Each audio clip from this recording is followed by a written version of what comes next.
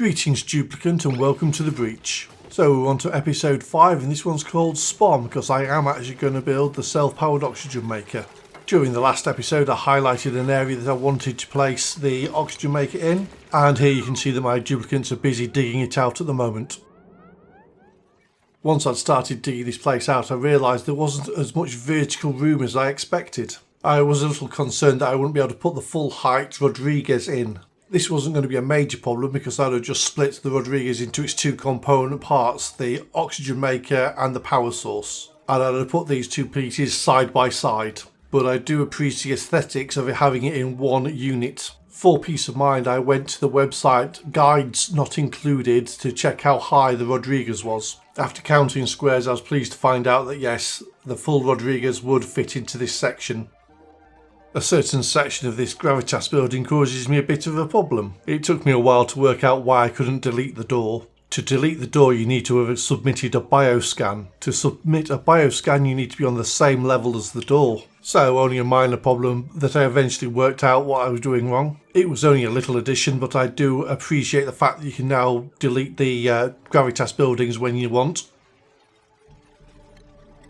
In the last episode I talked about having this asteroid open plan, but I've been mulling it over and I think I'm going to go back on this plan just to make my life that little bit easier. So it's going to be a fully enclosed base with temperature control. If I pressurise the whole atmosphere with oxygen, it just makes it so much more difficult and time consuming to make an area into a vacuum for some of the larger projects I might want to make. For example, if I want to create a geothermal power station at the bottom of the base using the magma, it would take me cycles and cycles to vacuum that area out.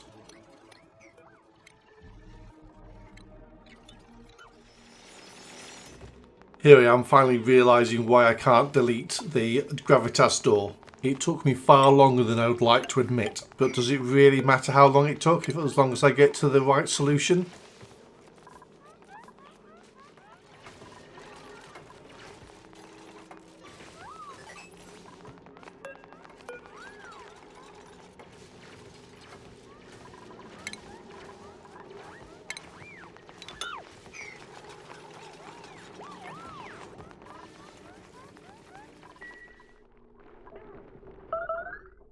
Well, that little noise signifies I've got another problem to sort out. My toilets, showers and wash-on basins have run out of fresh water.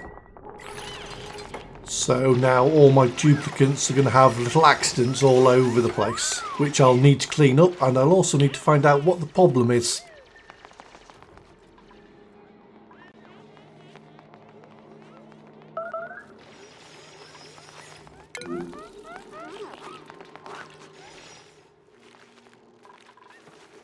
You'd think all those little symbols saying that there was no power would show me what the problem is. But no, I missed that and started checking for sand.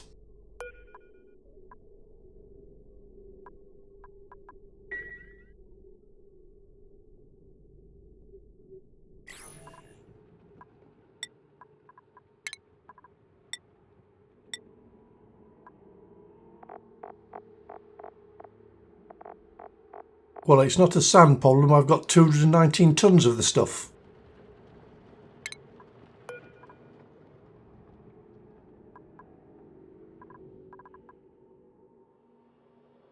And then I notice that there's no power. Obviously I've been working my duplicants too hard and they haven't had time to fill up the coal generators. This little problem happened at the worst possible time, just as the gas vent started to release, but it hadn't pressured up to the automatic limit that I'd set on the gas pressure valve.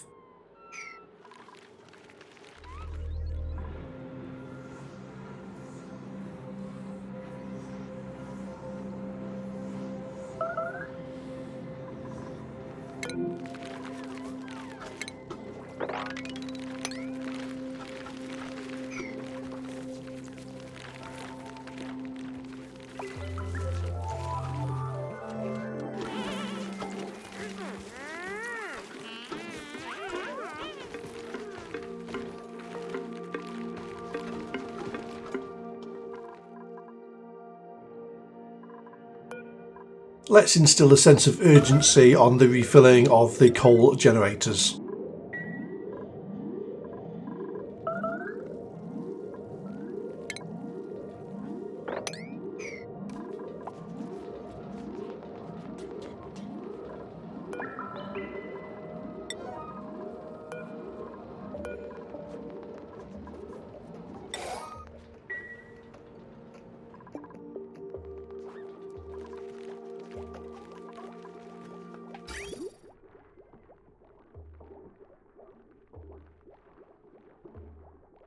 I'm going to have to manually recharge the toilets with some clean water. Thankfully I have some water lying around spare and some pipes already there, so it won't take me long to fill up the cisterns.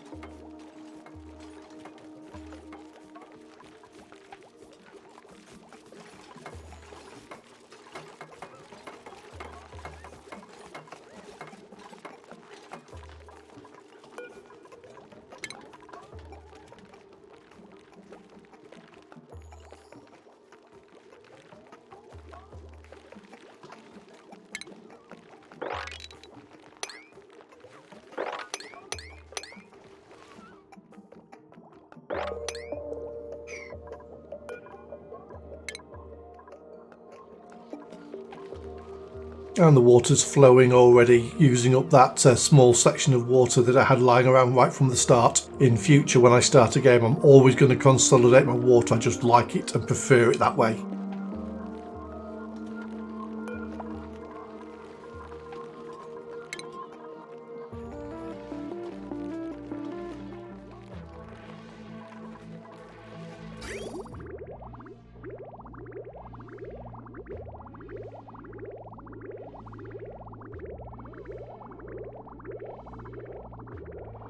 Well, that's the system back to normal with the excess polluted water flowing to feed the reed fibre. And as a bonus, I've also topped up the water used for my researching.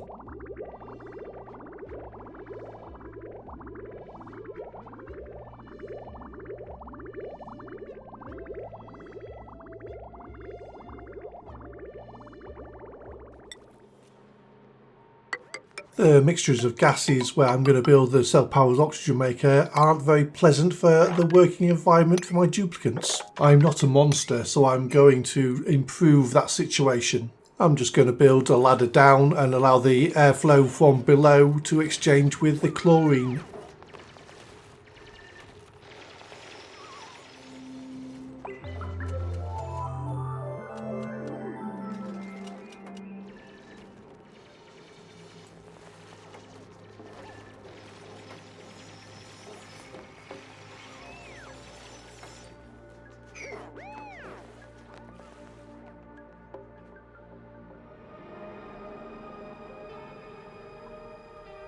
This is our first really big build, the self-powered oxygen maker. This design was produced by Nicolas Rodriguez and popularised by Francis John. The benefit of this oxygen maker is it produces just less than 3 kilograms of oxygen per second. I'll quickly go through the way I've tweaked the design because I'm using water from the cool slush geyser.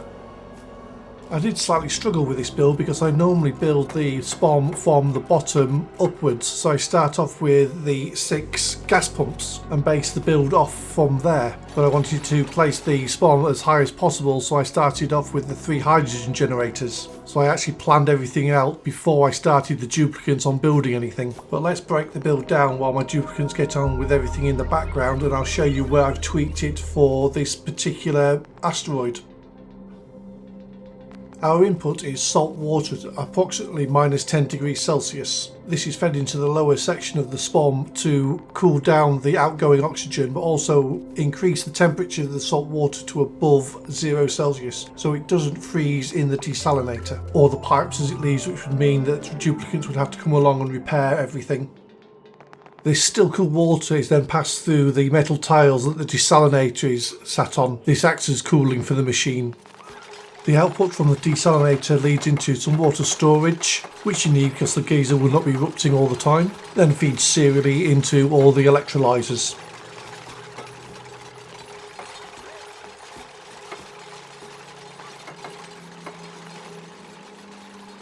The 6 gas pumps at the bottom of the SPOM will pull out the pre-cooled oxygen. These pumps are attached to atmospheric sensors set to above 450 grams. The top gas pump will draw out the hydrogen that is at about 70 degrees Celsius. The sensor attached to the pump is set to above 250. The hydrogen then flows through some radiant gas pipes. This absorbs the heat generated by the power transformers, the batteries, and the hydrogen generators themselves. This heat is then destroyed when it's consumed by the hydrogen generators. There is also a built-in overflow for the hydrogen. This overflow is useful in many regards. We can use this gas to pressurise areas that we need cooling in, for example steam turbine rooms. We can use it as the gas in a thermal regulator, but it can also be another way of producing electricity for the base.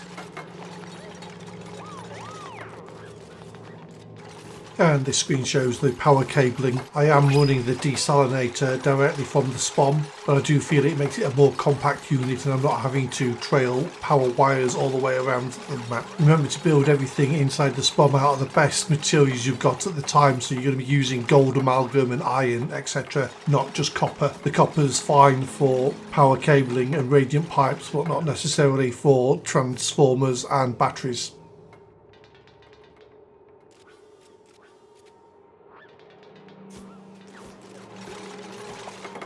I've already gone over the gas automation, and the smart battery I've set to low 40 and high 95.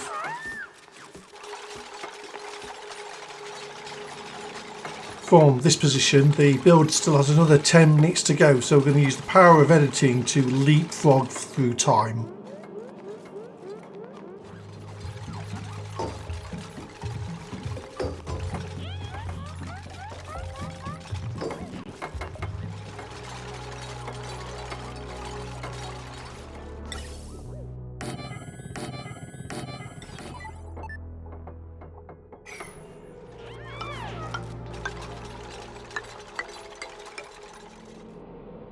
Well, that's everything built, and we've just got the duplicants doing the last little bit of cleanup.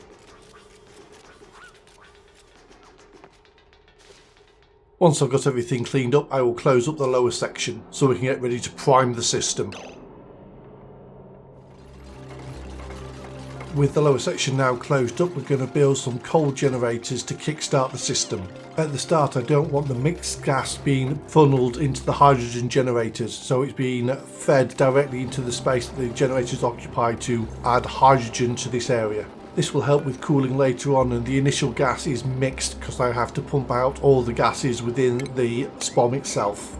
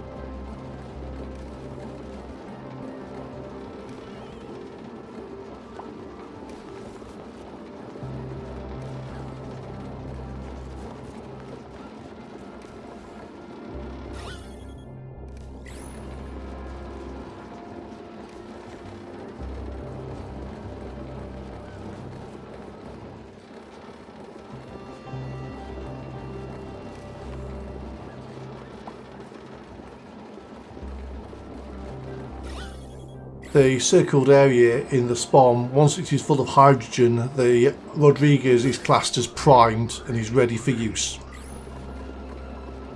Unfortunately, I make a mistake here. I'm far too eager to remove the coal generators. Though I've primed the internal workings of the oxygen maker, I haven't filled up the water tank. Because the desalinator is working all the time, I'm drawing more power than the SPOM is producing at the moment. The SPOM is quite stifled and is not producing at just under 3 kilograms of oxygen a second, so isn't producing as much hydrogen, therefore can't produce enough electricity. Everything would have worked out fine if I'd left the coal generators on until the liquid reservoir was full.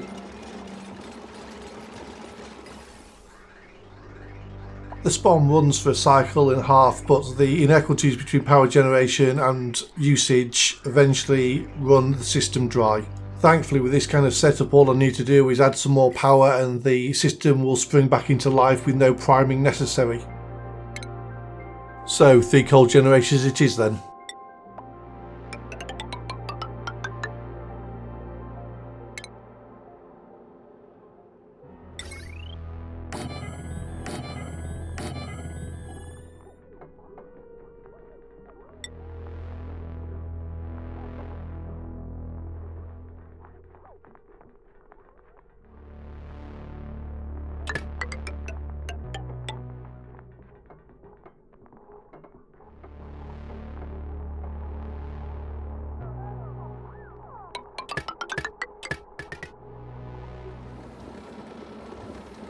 Now that I have the 3 coal generators working, it's surprising how little extra energy I needed to make the system stable.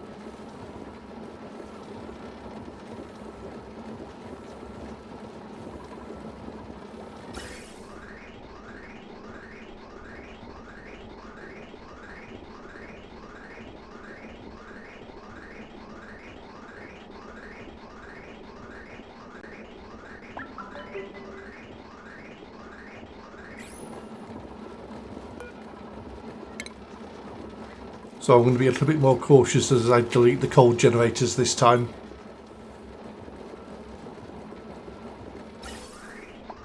Well, I have hydrogen backing up in the pipes now, so it looks like the system is almost stable.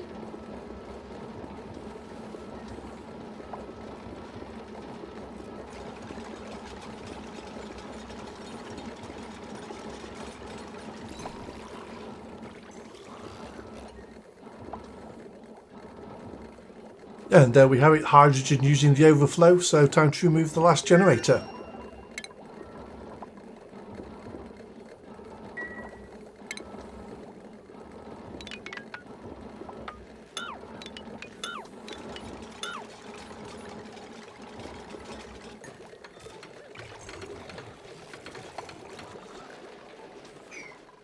It's time to get Luma into the mechatronics engineering role. We want to start automating certain jobs to free up the duplicants for other tasks.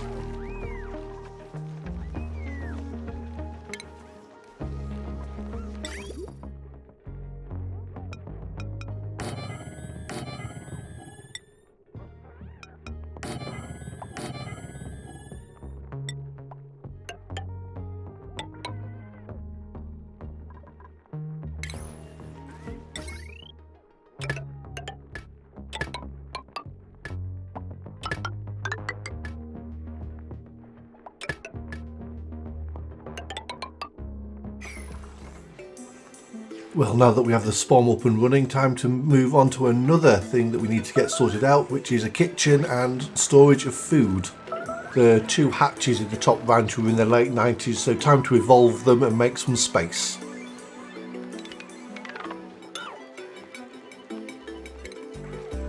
So here we are cleaning the last little bit of equipment out of the way to build the brand new kitchen with automation and infinite food storage, with the highly important addition of an evolution chamber for our hatches. First thing I'm going to build is the freezer section. I've just placed down a steel metal tile. This is what the food will be sat on, and the conductivity will hopefully speed up the freezing process. You could build this block out of refined uranium if you have access to it. That will give you some germ killing potential, which would allow you to fill the gap with hydrogen, which obviously has better heat capacity than the chlorine that I'll use for my germ warfare. I've just placed down 2 steel radiant pipes. Steel is massively better than gold amalgam when building radiant heat pipes. The other pipes are going to be insulated. I'm now going to drop some bleach stone into the little depression I built to off gas and supply some chlorine, which will kill all the germs in my food.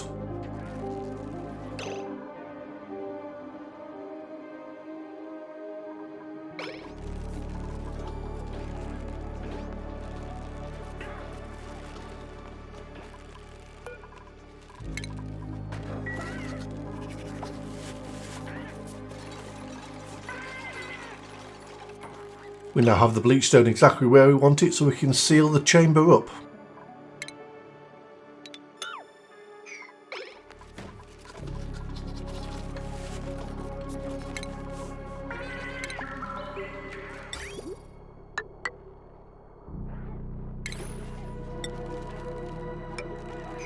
The bleachstone will keep off-gassing until it's pressurised the chamber to 1,800 grams.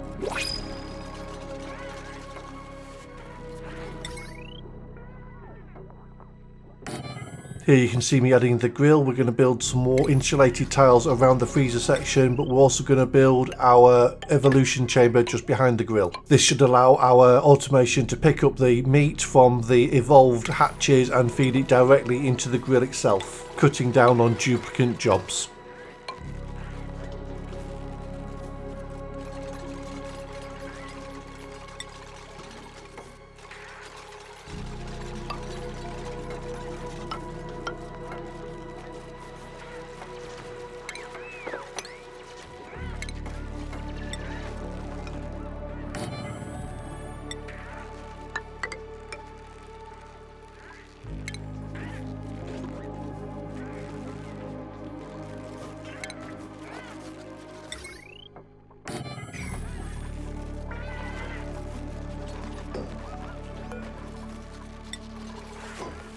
We build the automatic dispenser to add the available eggs directly into the evolution chamber.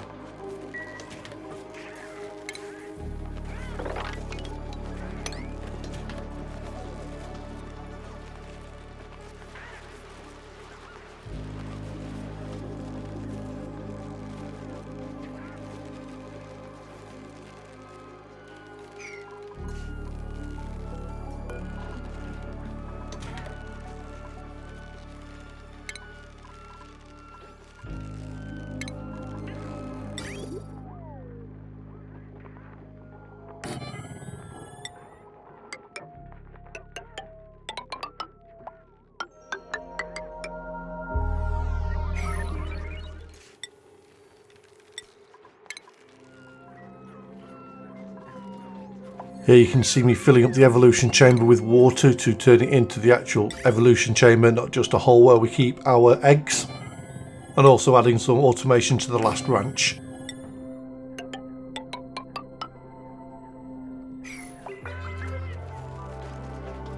Well, that's the evolution chamber filled up and operational. So we have all three ranches fully automated. Now we just need to automate the kitchen by adding some auto sweepers.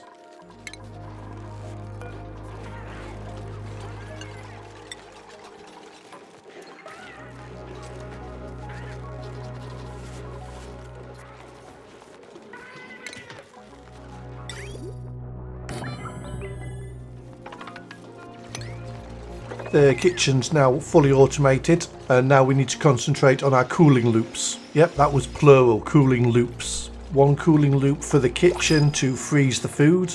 The other will be to temperature control our base to about 20 degrees Celsius.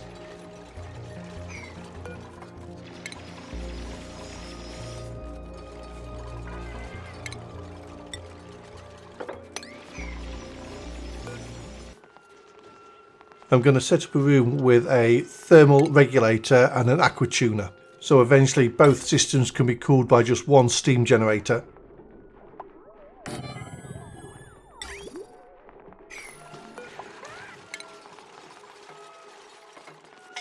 I believe that's Brothgar being special.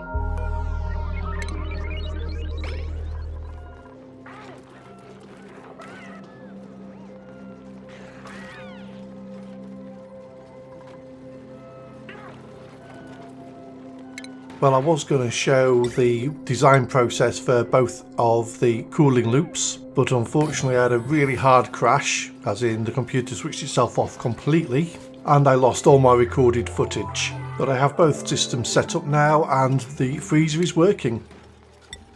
The thermal regulator was filled up with hydrogen from the self-powered oxygen maker, and the aqua tuner was filled up with salt water because I'm not going to a very low temperature to keep my base cool. I'll be relying on the cool oxygen and the thermal aqua tuner to keep the base cool.